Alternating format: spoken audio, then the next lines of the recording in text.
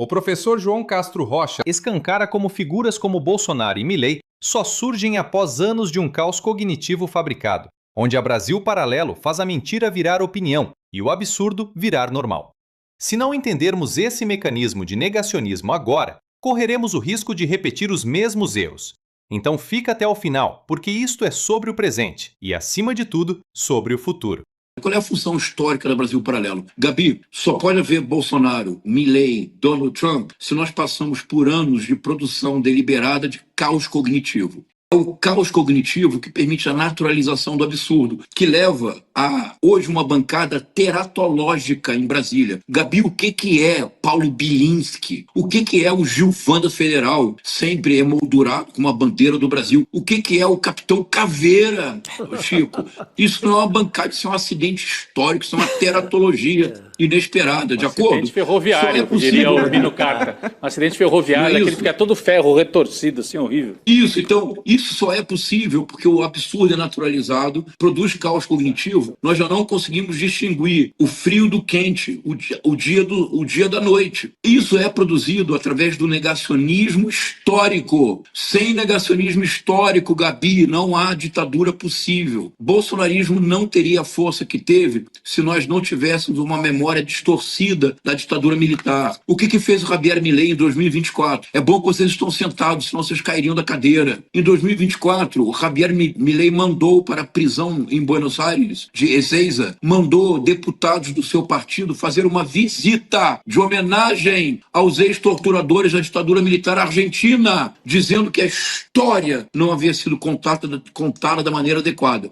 O deputado André Ventura, do Partido de Extrema-Direita em Portugal, Chega, semana passada deu uma entrevista dizendo: Portugal precisa de 3 Salazares para pôr ordem no país. 3 Salazar, Antônio de Oliveira Salazar, sanguinário ditador português, que durante 4 décadas ficou no poder. Então, Gabi, sem negacionismo histórico, não há possibilidade de autoritarismo. A função histórica da produtora Brasil Paralelo é difundir negacionismo histórico em todos os níveis, desde o caso absurdo do documentário sobre a Lei Maria da Penha, ao documentário sobre a ditadura militar, aos inúmeros documentários sobre Oscar Niemeyer, sobre Paulo Freire. Mas agora, Gabi, isso é fundamental. Se o que eu propuser agora como reflexão fizer sentido, se for bom para pensar, nós temos o caminho para derrotar a extrema-direita em 2026. Vamos lá. Quando você trabalha com negacionismo histórico, ou se você é um político da extrema-direita, um Nicolas Ferreira qualquer, você só ganha visibilidade através do lacre. O lacre permite o like. O like produz lucro. Essa tríade, que é a tríade do inferno da política brasileira contemporânea. Lacre, like e lucro. Agora, Gabi, aqui há um problema estrutural. É que para lacrar, você tem que ter um gesto inusitado, tem que dizer algo absurdo, tem que falar mais alto, você tem que fazer algo que chame a atenção. Quando você faz a primeira vez, você no máximo pode repetir 2 vezes. Na 4ª vez já não é mais lacre, virou rotina. Você tem que subir o tom, tem que subir um degrau na escada, tem que subir o tom. Gabi, o que eu estou dizendo, propondo para a nossa reflexão, para a nossa audiência, é que é estrutural à extrema-direita a produção sistemática de crimes. Gabi, eu vou repetir. Crime contra a honra, crime de falsidade ideológica, como fez o Papa Marçal, divulgando um laudo falso. O que fez a Brasil Paralelo agora? Veja, no documentário que eu analisei no livro meu, o documentário da ditadura militar, há um momento que eles falam da guerrilha do Araguaia. Rodrigo, sabe qual é a fotografia que aparece no documentário? Qual? Uma fotografia da Serra Pelada. Tem milhares de pessoas. Chico, se a guerrilha do Araguaia tivesse milhares de guerrilheiros, eles tinham ganhou, eles tinham todo o poder. É uma coisa... Aí eles tiraram. A Folha de São Paulo, não foi eu quem viu, foi a Folha de São Paulo que chamou a atenção. Eles tiraram essa fotografia. Mas eu mostrei erros históricos que não são apenas erros históricos. Eu sou historiador de formação. Um historiador pode errar. Ali já não é erro, é manipulação e má-fé. E disse isso no meu livro. Pois bem, é um crime. Sobe um tom, sobe um degrau na escada. O que eles fizeram com a Maria da Penha é uma coisa abjeta. Você pode dizer, não é ainda criminosa, mas é abjeta. Agora eles cometeram um crime que me indignou, Gabi, você não pode imaginar como eu fiquei indignado. Eles entraram na página de uma mãe chamada Mariana Lopes. Sim. E toda a solidariedade a Mariana Lopes, todo apoio à luta dela, que ela quer processar o Brasil Paralelo. Gabi, eles entraram na página da Mariana Lopes, sem autorização, extraíram um vídeo em que aparece um filho dela de 9 anos de idade, que eu não direi o nome porque é uma criança, um menino de 9 anos de idade. Eles utilizaram o vídeo deste menino no documentário mudaram a voz para fingir imparcialidade. Mas, Gabi, eles colocaram na boca do menino frases que o menino nunca disse, Chico. E eram frases que serviam para colaborar com a narrativa deles. A narrativa deles é que a escola pública brasileira tem um complô transnacional para tornar todas as crianças trans. Então, Gabi, um menino de 9 anos de idade foi exposto e a mãe, a Mariana Lopes, com grande coragem, descobriu que desde dezembro a Brasil Paralelo faz anúncios que ele paga.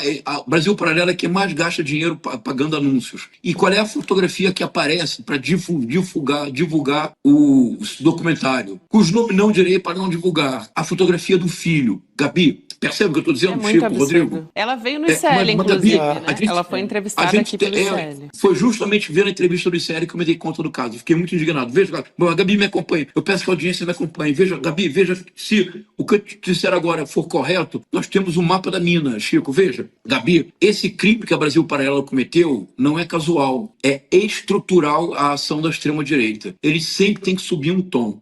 Eles fizeram 3 documentários sobre Paulo Freire. Não bastou. A lacração já acabou. Eles têm que fazer outro. Agora é que a escola pública tem um complô para transformar as crianças em trans. E como é que você faz para comprovar isso? Ora, você coloca um menino e você atribui a ele uma frase que confirma a narrativa que você quer levar adiante. Gabi, é crime. É crime contra o Estatuto da Criança e do Adolescente. É crime de direito autoral. É crime de falsidade ideológica. A Brasil Paralelo deu um passo muito maior do que a perna, mas o importante é estrutural a extrema-direita. Se nós pararmos para pensar, como diz o Renato Russo, se pararmos, não haverá amanhã, e se pararmos para pensar, não haverá amanhã para a extrema-direita, Gabi, porque se nós ficarmos atentos, ao cometimento de crime é estrutural a dinâmica do lacre, do like, do lucro. E em algum momento eles vão cometer crime. Nós temos que, como sociedade, estarmos atentos. Crime foi cometido. E esse crime contra esse menino me indignou profundamente. Esse crime não pode ficar impune. Se nós começarmos agora, nós ainda temos tempo de reagir. Desculpe, Gabi, eu falei muito. Nós temos que... Povo, a gente precisa falar sobre como a extrema-direita sequestrou a nossa percepção da realidade. O professor João Castro Rocha traz uma chave de leitura fundamental, o caos cognitivo. Sabe aquela sensação de que você não consegue mais discutir com um parente porque parece que vocês vivem em planetas diferentes? Isso não é por acaso, é produção deliberada. Para existir um Bolsonaro, um Milei ou essa bancada teratológica, que é um nome elegante para dizer que é um monstro político, eles precisam primeiro destruir a nossa capacidade de distinguir o dia da noite. Eles naturalizam o absurdo. Quando a gente vê figuras como o Capitão Caveira ou o Paulo Bilinski no Congresso, a gente está vendo o resultado de anos de uma máquina de moer fatos que prepara o terreno para o autoritarismo. E qual é a ferramenta principal deles? O negacionismo histórico. O professor é categórico. Sem mentir sobre o passado, não existe ditadura possível.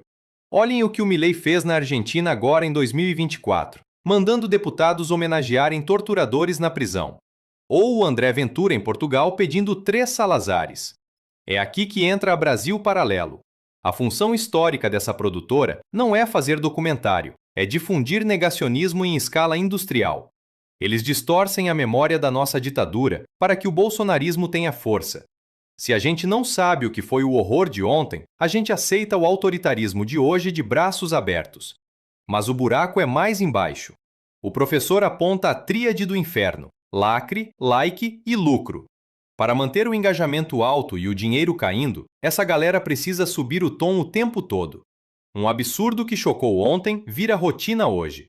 Então, eles precisam de algo mais forte, mais bizarro, mais violento. E é nessa escada da loucura que eles cruzam a linha da moralidade e chegam no crime. O caso que o professor relata sobre a Mariana Lopes é de embrulhar o estômago.